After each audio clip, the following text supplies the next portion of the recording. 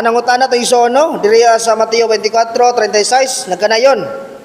Apan walay tao nga nasayod kanusa moabot kadtong adlaw ug taknaa bisan ang mga anghel sa langit ug bisan gani ang anak kundili ang amahan lamang.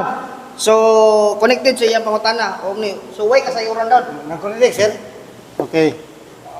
Salamat no, salamat sa pagbasa. Okay. Ano akong take no? Oh. Kung dili mo kung ano naman Sir JC mo to. Okay. So ang take sa gibasa, walay tao nga nasayod kung kanusa mubalik si Jesus, no? Kinsa mo mubalik? Si Jesus. Bisan ang anak wa kay balo.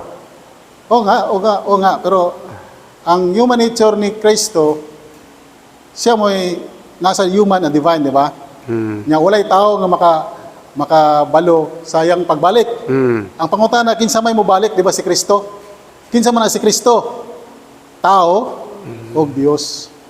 So sa tao, tawhanon niya, walay nasayod. Pero kay Diyos man siya, nasayod siya. Parehara na ba? Yan eh. Kung hatag kong exam, dili gina ko ihatag daan ng answer.